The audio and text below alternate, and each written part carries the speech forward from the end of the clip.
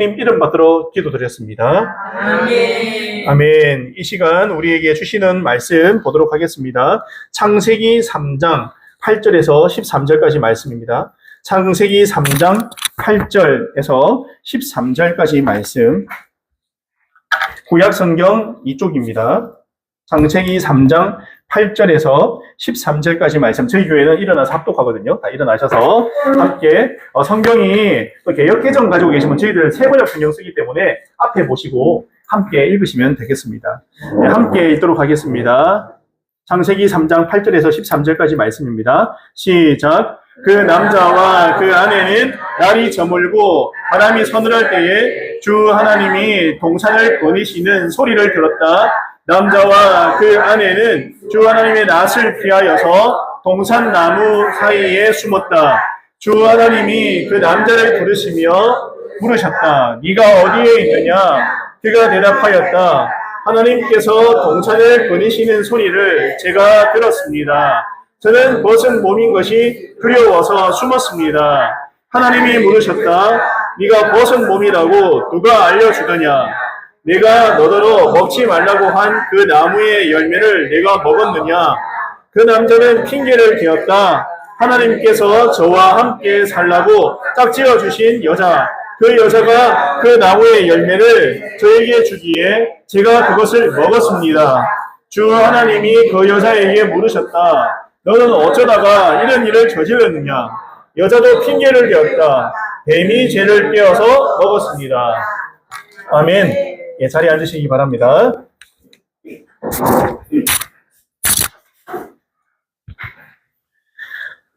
제가 어릴 적, 작을 때, 이제 7살, 8살, 이때 제 한테 남동생이 한 명 있거든요.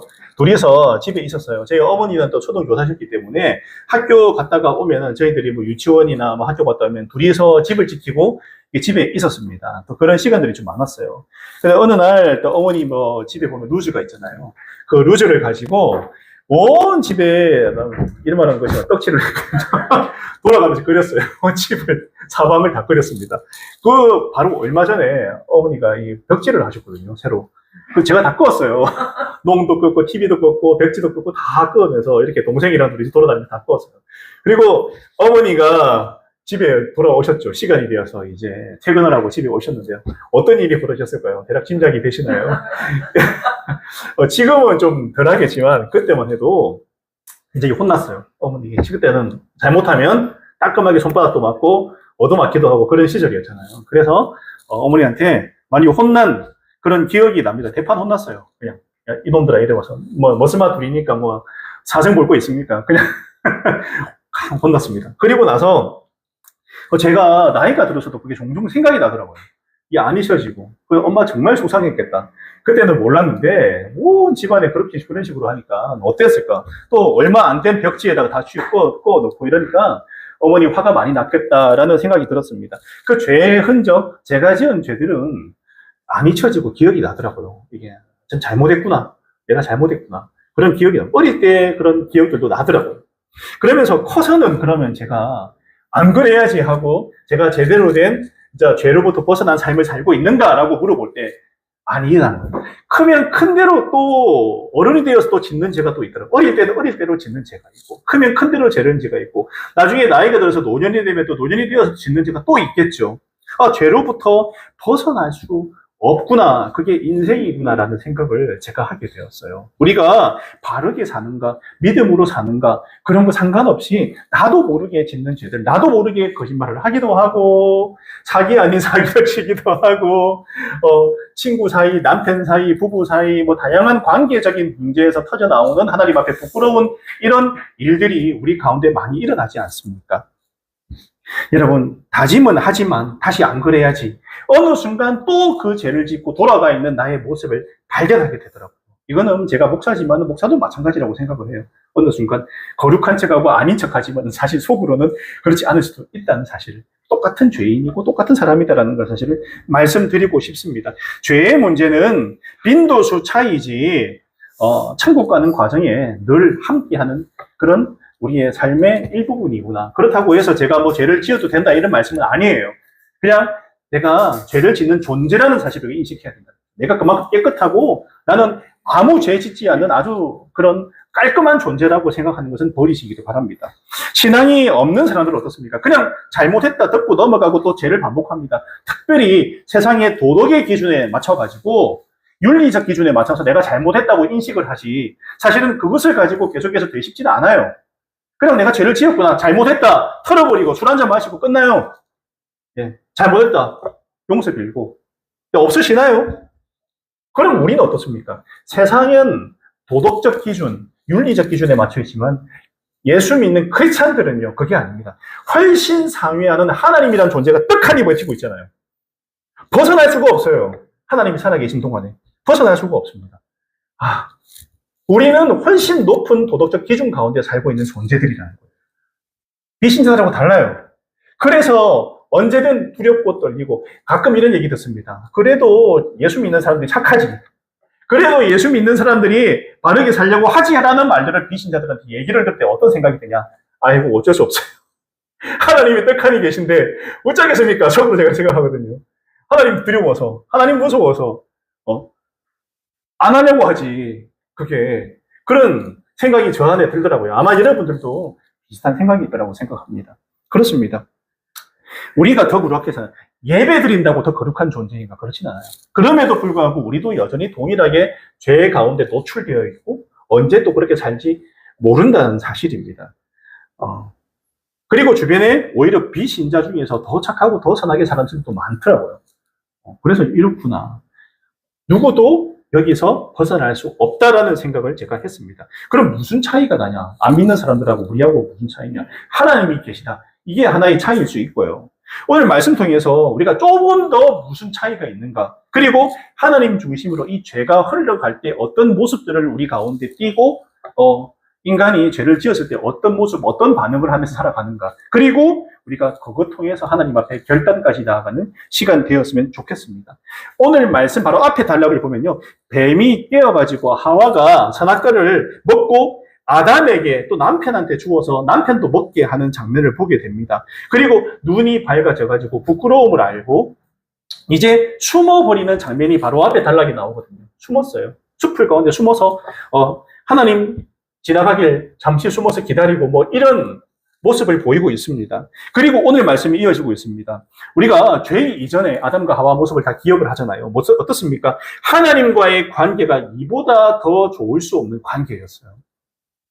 이보다 더 좋을 수 없는 관계. 완벽한 관계가 바로 에덴 동산에 있었는데 저는 뭐 에덴 동산이 하나님께서 여러 가지 짐승들과 자연 환경을 만들어 가지고 아름다운 완벽한 곳이 에덴 동산이다라고 말하기도 하지만 저는 그거보다 하나님과의 관계가 완벽한 관계, 그것이 바로 에덴 동산이라고 생각을 하는 거예요. 환경보다 하나님과의 관계에서요.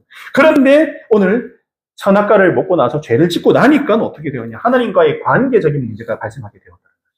관계가 완벽했던 관계가 깨어진 관계가 되어버렸다. 깨어져 버렸다는 거예요. 그러니까 익숙하고 친근하고 아버지 같고 너무 편하고 하나님 언제 오실지 기다려지고 하나님 만나가지고 또 하나님하고 대화하고 함께 에덴 동산을 걷기도 하고 또 좋은 말씀도 듣고 싶고 그런 마음이었는데 원래는 오늘 말씀에 보면 어떻게 되고 있습니까? 숨어버렸어요. 하나님의 소리 들릴까봐 숨어버리는 전혀 다른 모습을 보이고 있다는 사실이죠. 우리가 내 마음에 살아가다가 거리낌이 있고 하나님과의 관계에 문제가 생기면요. 우리가 신앙생활 하면서 문제가 생기면 여러분 말씀이 눈에 잘 들어오나요? 목사도 뭔가 좀 잘못하고 뭔가 좀 성도와의 관계, 내 삶의 관계, 나의 스스로 나태해져 있고 뭔가 문제가 있을 때 성경 말씀을 묵상하려고 성경책을 딱 폈는데 눈에 안 들어와요. 묵상이 안 돼요. 들어가지질 않아요. 하나님과의 관계에 문제가 생기니까 일단 첫 번째 말씀이 눈에 안 들어옵니다. 그리고 말씀이 눈에 안 들어오는데 기도가 될까요? 기도도 안 돼요. 내 안에 그리끼는 게 있으면요. 교회에서 사람들과의 관계, 또 하나님과의 관계, 문제가 있다 싶을 때 주일날 교회에 와서 예배 드리러 가는데 골프 치러 가는 놀러 가든가 예배 마치고 총알같이 도망가가지고 놀러 가든가 이런 마음이 있으면서 하나님과의 관계가 온전히 잘 맺어지기를 기대하고 바라는 게 힘들지 않습니까? 힘들잖아요. 거리끼는 게 있으니까 묵상 안 돼요. 기도도 안 되겠죠? 안 돼요. 이게 부차적으로 일어나는 일들이라는 사실입니다. 가급적 하나님 떠나고 숨고 싶어집니다. 이런 상황이 벌어지면. 그리고 하나님이라는 존재가 부담으로 다가와요. 부담으로. 내가 죄에 잡혀있고 내가 잘못한 부분이 내 기억이 날 때 하나님이라는 존재가 부담스러운 거예요. 내 마음에. 근데 문제는 뭐냐? 부담스러운 거로 끝나면 다행이에요. 문제는 뭐냐면 내가 숨고 싶다고 숨어지나요? 이거예요. 이게 문제라는 거예요. 안 되는데 우리는 여전히 어리석은 행동을 하고 살아가요. 오늘 아담과 하와처럼. 풀숲에 숨었는데 숨어져요? 숨어지나요? 신앙 좀 다운되고 불순종 때문에 내 마음에 그립게 된 게 있고 내가 잘못한 게 생각이 자꾸 나고 답답하고 이런 마음이 있을 수 있어요. 여러분 답답하다. 교회 좀 안 나가고 쉬고 도망치고 내 편하게 내 마음대로 하나님 안 보고 살고 싶지만 그러면 될 것 같지만 하나님은 여전히 없어지지 않고 그 자리에 그대로 계시다는 사실이에요. 이게 문제예요. 이게. 그 자리 그대로 계세요. 그리고 우리는 이 천년 만년 편하게 이 땅에서 내 하고 싶은 대로 살다가 영원히 사나요? 죽음이라는 문제가 나를 기다리고 있잖아요. 우리를. 어떻게 하실 거예요? 인간은 누구나 죽어요. 하나님은 여전히 계시다니까요. 이거는 변하지 않는 진리잖아요. 이게 문제예요. 하나님은 여전히 거기 계시고 지금 내 영적인 상태, 내 상황, 내 힘든 상황, 내 어려운 상황 다 누구보다 잘 알고 계세요. 내 남편, 내 아내보다 더 잘 알고 있어요. 가장 잘 아시는 분이 바로 그분이라는 거예요. 그분의 낯을 피할 수 없다는 거예요. 죄를 지을 때 여러분 차라리 저는 그냥 나를 던져서 하나님 앞에 솔직히 내어놓는 게 숨는 것보다 100배 낫겠다 싶은 거예요. 100배 낫다. 그냥 솔직하게 다 털어놓고 그냥 엎어져 버린 거예요. 하나님 앞에. 엎어져 버리자. 차라리 숨지 말고 도망치지 말고 내 편한 대로 하지 말고 일단은 한번 엎드려 보자. 우리는 죄를 지으면 이 두 가지 선택에 서게 돼요. 내 안에 거리끼는 게 있을 때 숨든가 엎어지든가 하나님 앞에. 두 가지 선택지밖에 없습니다. 중간은 없어요. 중간은 없습니다. 복음에서도 중간은 없어요. 두 가지. 오늘 아담과 하와의 실책이 뭐냐? 이 두 가지 선택지.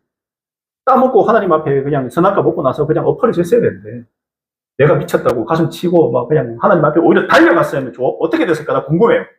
오히려 그냥 하나님 앞에 뛰어갔으면 둘이서 손잡고 아버지 하면서 쫓아갔으면 하나님께서 어떻게 하셨을까? 나도 모르겠는데 문제는 숨어버렸다는 거죠. 죄가 들어와서 숨어버렸다. 그러니까 이게 사람의 본능이에요. 죄 지고 나면요 숨고 싶고 도망치고 싶고 저도 뭐 마찬가지지만은 안 돼요. 그런 마음입니다. 그 다음 하나님이 아담과 하와 그리고 우리에게 뭐라고 하시는가 한번 살펴보면요. 9절에 주 하나님이 그 남자를 부르시며 물으셨다. 네가 어디에 있느냐? 대본에 이렇게 반응하세요. 숨었는데 네가 어디에 있느냐? 재밌지 않습니까?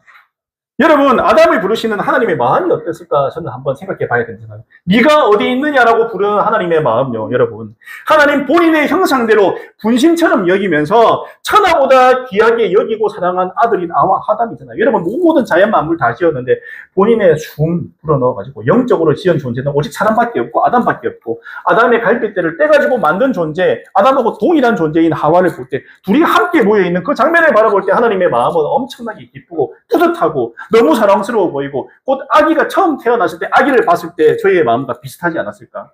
제 딸이 저렇게 앉아있지만 처음 태어나가지고 딱 태어났을 때 너무 신기하더라고요. 어떻게 이런 아이가 나왔지? 말이 안 나오더라고요. 너무 신기한데 하나님의 마음이 그렇게 우리를 아담과 하와를 볼 때 사랑스럽고 너무 기쁘지 않았을까라는 생각이 듭니다. 그런 마음으로 있던 하나님이 아담아 어디 있느냐라고 부릅니다.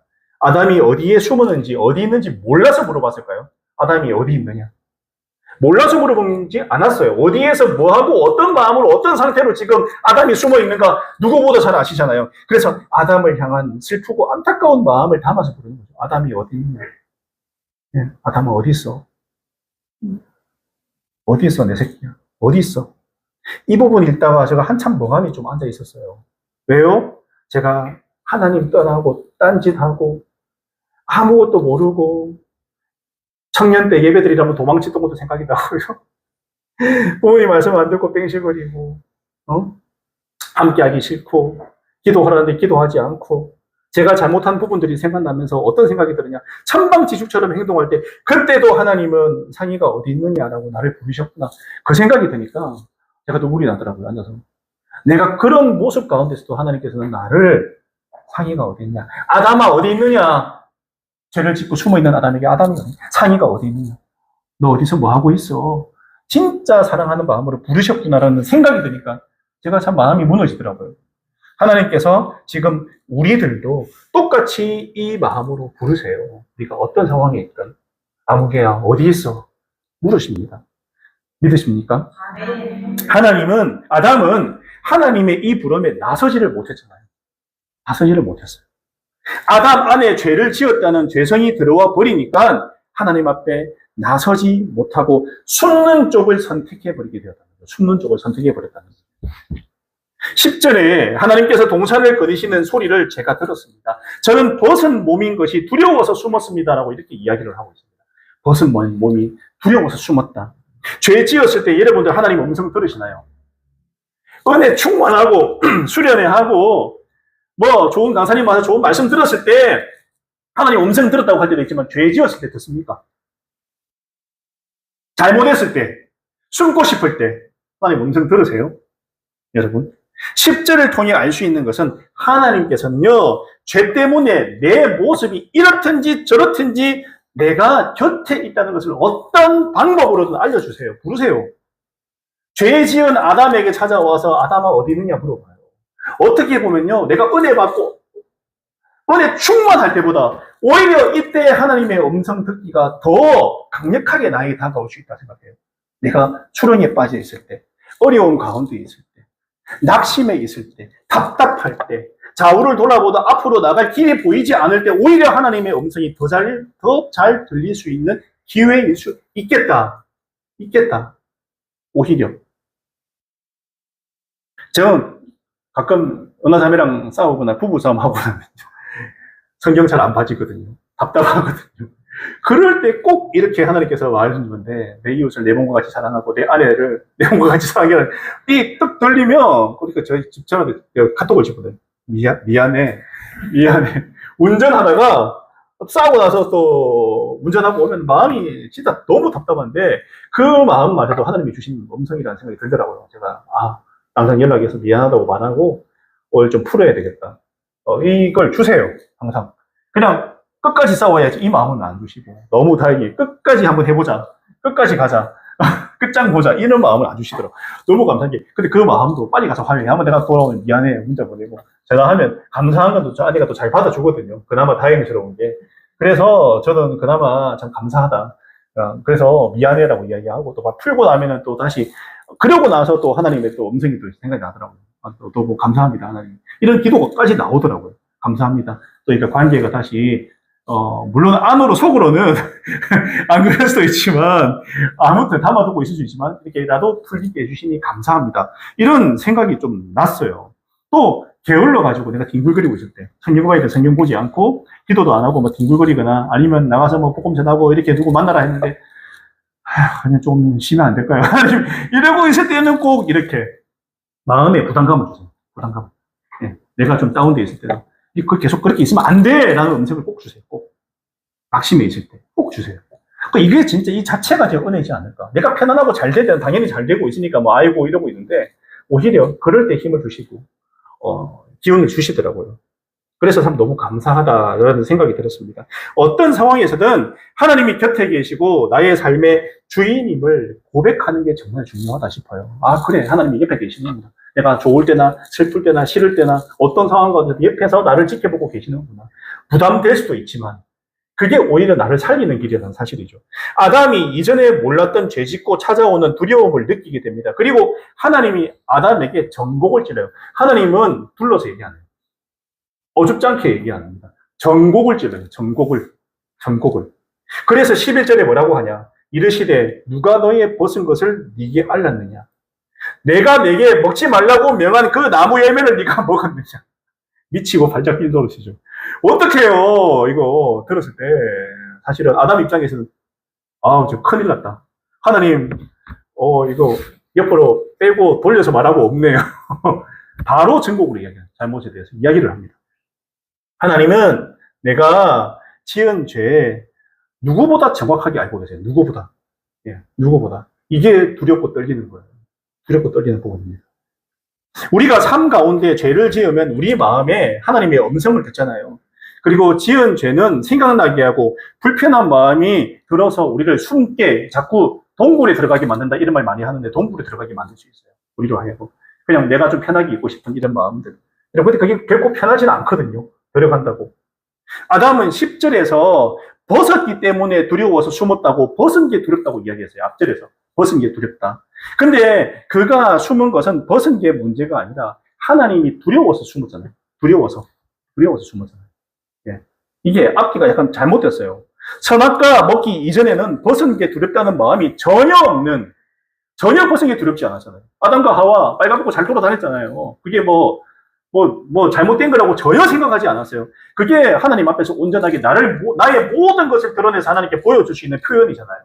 하나님하고 동등하게 죄 없이 깔끔한 존재였던 아담과 하와는 하나님과 동일하게 벗은 것도 두렵지 않고 그 어떤 것도 두렵지 않고 하나님과 함께하는 여기가 천국이고 여기 최고 좋다 느끼면서 돌아다니는 그 아담과 하와인데 죄가 들어와 버리니까 몸은 에덴에 있지만 영적으로 하나님과 멀어져 버리는 낙원을 잃어버리는 이런 상황까지 이르더라고요.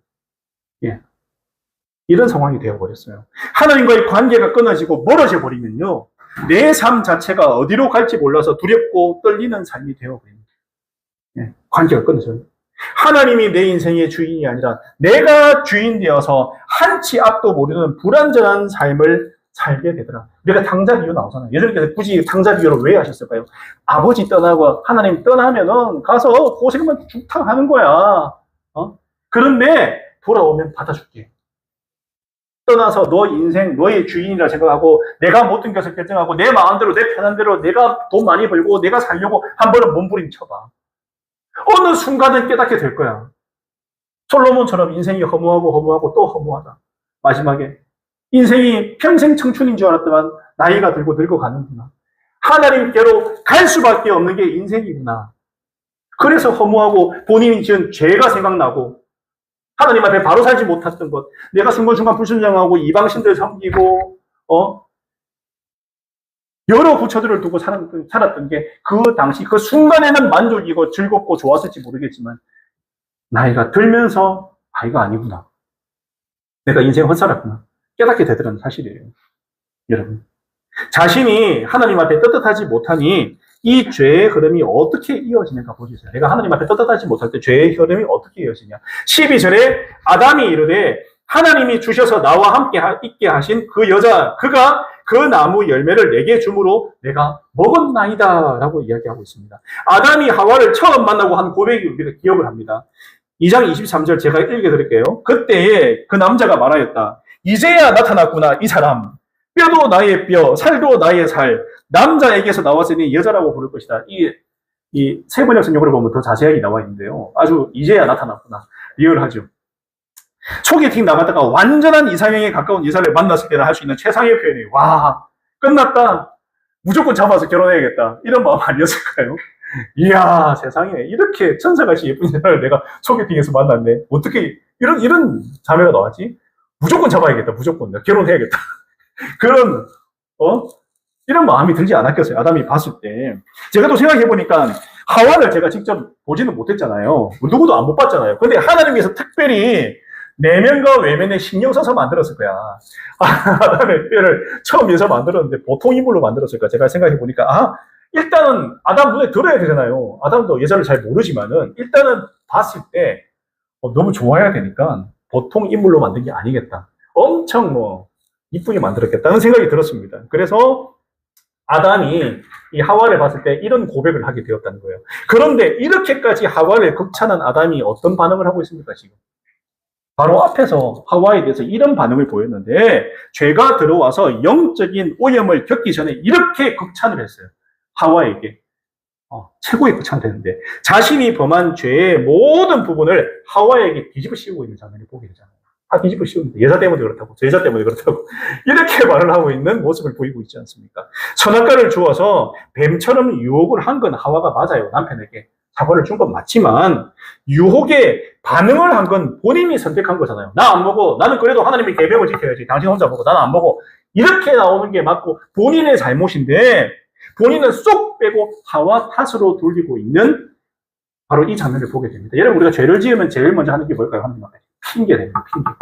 이래서 안 되고 저래서 안 되고 이래서 안 됐고 저래서 안 됐고 이래서 빼먹고 저래서 안 됐습니다. 이래서 안 됩니다. 핑계가 죄 안에 꼭 있더라고요. 핑계를 대고 있잖아요. 중요한 것은 죄는 하나님과 사람의 관계가 끊어진 사건이잖아요. 끊어진 사건인데 하나님과의 온전한 관계 가운데 있을 때는 우리가 은혜 가운데 있을 때 내가 막 이렇게 교회 활동 열심히 하고 뭐 아무튼 내가 진짜 열심히 잘하고 있는 것 같아라고 본인 스스로 만족하고 있을 때는 2장 23절의 고백이 나오고 온전히 사랑할 수 있었지만 하나님과의 관계가 깨어지고 멀어지고 영적으로 다운되고 내가 지금 상태가 안 좋다고 본인 스스로 영적으로 느낄 때는 더 이상 온전한 사랑을 유지할 수 없는 깨어진 관계로 이런 이야기 핑계를 댈 수 있다는 거예요. 사람이 완전히 다르잖아요. 그리고 여자 탓을 돌린 아담을 사실은 오늘 말씀해 보면요. 그것을 뛰어넘어가지고 뭐라고 하냐. 그 여자를 주신 하나님 탓으로 또 돌리고 있는 장면이 나옵니다. 하나님 탓으로 돌리고 있어요. 하나님에 대한 원망도 하고 있습니다. 하나님이 여자를 내게 주시지 않았다면 내가 결과적으로 그 열매도 안 먹었을 건데 괜히 저 여자를 갖다가 만드셔가지고 내한테 줘가지고 내가 지금 이 상황이 된 거 아닙니까? 하나님 왜 여자를 만드셨어요? 왜 나에게 주셨어요? 하나님을 탓하고 있다니까요. 하와가 아니었으면 뱀이 와서 자기를 다이렛으로 꼬셨겠죠. 유혹을 했겠죠. 어떤 상황에서든 유혹을 받았을 것이고 결과적으로 내가 아까 전에 서두에 제가 말씀드렸지만 우리는 선택의 과정 가운데 있는데 죄를 짓는 것에 선택을 한 것은 본인의 잘못인데 오늘 자꾸 핑계를 대고 남 핑계를 대고 자꾸 이유를 만든다는 거예요. 내가 이래서 그렇습니다. 여러분 죄의 특징이에요. 핑계를 대고 이유를 만들고 빠져나갈 구멍을 만들고 아니면 숨거나 도망을 치거나 그렇게 되는 것입니다. 아담의 생각의 표현이었어요. 그리고 이어지는 하와에게 너는 어쩌다가 이런 일을 저질렀느냐. 하와에게도 하나님께 동일하게 물어보세요. 똑같이 만들었으니까. 그러니까 하와도 똑같이 뱀이 깨어서 그렇습니다라고 이야기. 부부가 담는다더니 똑같네 싶더라고요. 제가 보니까 똑같구나.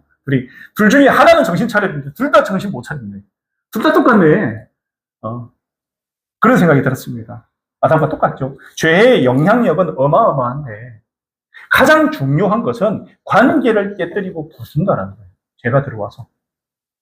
하나님과의 관계가 죄 때문에 멀어지고 예수님을 보냈잖아요. 관계 회복을 위해서. 예수님을 보냈잖아요. 그 관계가 깨어져서 지옥 갈 수밖에 없는 거죠. 예수님께서 오셔가지고 다시 그 다리를, 관계를 이어서 우리가 하나님 나라 갈 수 있는 길을 열어주셨지 않습니까? 결국 신앙은 관계거든요. 관계. 예. 관계가 깨어지니 모든 문제가 발생하게 된다는 거예요. 신앙생활은 우리가 죄의 깊은 늪에 빠지면 먼저 하나님과의 관계가 흐릿해지고 깨어짐을 경험하게 되더라는 거예요. 신앙생활 가운데 이런 경험은 종종 우리가 할 수 있습니다. 그럼 우리는 이런 경험 안 하고 사느냐? 이미 많이 경험하셨을 거라고 생각해요. 예, 각자의 자리에서 신앙생활하고 예수 믿고 난 다음에 많이 경험하셨을 거라고 생각합니다. 하나님 앞에 기도할 때도 이 핑계 저 핑계 대면서 이랬지 저랬지 저랬고 여러 가지 이야기를 하고요. 아담 하와 같은 죄로부터 나온 핑계를 우리가 대기 바빠요. 하나님이 말씀이나 사람을 통해서 내 마음을 찌를 때는 깜짝 놀라기도 하지만 또 내가 이래서 그랬다. 또 스스로 핑계를 대고 있어요. 그때는 내가 그래서 그랬지. 또 핑계를 댑니다. 신불신간에 사람의 마음이 이러한데 우리는 거기서 더 나아가 하나님 눈치를 보는 차이가 있다는 거예요. 안 믿는 사람들 왜 차이는 뭐냐? 우리는 하나님 눈치를 본다. 여러분, 하나님 눈치를 본다. 절대적인 하나님 눈치를 보는 존재이기 때문에 저는 굉장히 특별하다. 특별하다 생각이 듭니다. 여러분, 그러나 우리가 이럴 때 해야 할 제스처, 우리가 결단해야 될 게 뭘까요? 두 가지 선택지 가운데 우리가 머뭇거리거나 마음에 힘들거나 다운되어 있거나 나의 죄가 생각날 때 우리는 어떻게 해야 될까? 여러분, 다윗이 죄를 지었을 때 어떻게 했습니까? 하나님 앞에 나와가지고 바로 엎드렸어요. 바로 엎드렸잖아요. 우리야 아내 취하고 아들이 죽었을 때 바로 엎드렸어요. 하나님 앞에 나와서. 자기의 죄를 바로 지적질 당했잖아요. 오늘 하나님처럼. 하나님 방식이에요. 어설프게 생각나게 안 합니다. 그렇습니다. 예수께서 제자들을 3번이나 만나시고 그들의 죄를 돌아보게 해주셨잖아요. 갈릴리 바닷가에서. 그 전에 세 번이나 만나 주셨거든요. 그것뿐만 아니라 가룟 유다에게도 회개하고 돌이킬 기회를 계속 주셨어요. 식사할 때 입에다가 넣어주면서 너야 너 이렇게 얘기까지 해주셨어요. 나 팔아넘기게 너라고. 그 정도 했으면 정신 차리고 돌아와야 되는데 아니잖아요. 아니잖아요. 선택은 우리가 하는 거예요. 선택은 내가 정말 내 속에 있는 것을 끌어다가 하나님 앞에 솔직히 내어놓고 고백하고 잘못한 걸 철저하게 말씀드리는 게 우리의 모습이 되어야겠다. 그렇게 말씀드리고 싶습니다. 여러분들 나가서 신앙생활 하시면서 죄 안 짓는 사람 아무도 없고 천국 가기 전까지 죄 짓고 뒹굴거릴 겁니다. 그럴 때 어떻게 하라고요? 나가서 엎어져라. 하나님 엎드리라는 거예요. 죄송합니다. 잘못했습니다. 제가 헤맸네요. 하나님 살아계신데 제가 하나님 너무 무시한 것 같습니다. 제가 아담 같은 죄를 이런 방식으로 일을 해결 안 하겠습니다. 하나님 앞에 솔직하게 나가겠습니다. 하와 탓이다, 뱀 탓이다가 아닌 내 탓입니다. 내 잘못입니다. 그래야지 회개까지 나와요. 남 탓하고 핑계대면 회개 안 나옵니다. 무슨 회개가 나와요? 저 사람 잘못인데. 본인 잘못인데 알고 보니까 그건 내 탓이다라고 이야기를 하세요. 네, 핑계대지 마시고 하나님 앞에 나와서 솔직하게 이야기를 하면 우리는 예수님이 이럴 때를 위해 계시잖아요. 네, 죄송합니다. 예수님의 이름을 기도합니다. 용서해 주시잖아요. 이게 복음이잖아요. 이게 다른 게 복음입니다. 이게 복음이에요. 그리고 저희의 죄를 받으시길 오직 예수님밖에 없고 예수님 이름으로 기도하면은 하나님께서 그 마음을 받아주세요. 받아주십니다. 중요한 거는 선택지에서 하나님을 선택하세요. 숨지 마시고 똥굴에 들어가지 마시고 남 핑계 대지 마시고 나의 죄 속에 빠져가지고 계속 거기에 있으면 뭐합니까? 하나님 살아계신데 어쩌려고요? 하나님이 없으시는 게 아닌데. 네, 그게 문제죠. 여러분, 제가 말씀드리고 싶은 건 다 드렸는데요. 어떻게 하라고요? 엎드리자. 네, 엎드리자. 지금 우리 살아가면서 지금 우리가 다행스러우면 하나님이 계시고 엎드릴 수 있으니까 다행. 비신자들은 해결 안 되잖아요. 그래서 불쌍한 겁니다. 해결이 안 되잖아요. 저 밖에 있는 분들. 해결이 안 돼요. 어떻게 해요? 죽음을 해결할 수 있나요? 그때 하나님 앞에서 어떻게 해요? 이거는 제가 위협을 하거나 딴 소리가 아니고 사실대로 얘기하는 거예요. 하나님 살아계신데 어떻게 하려고? 두렵고 떨립니다. 그래서 지금 우리의 모습을 하나님 앞에 잘 보여드리는 게 중요하다. 꼭 하나님 선택하시기 바랍니다. 아멘. 예.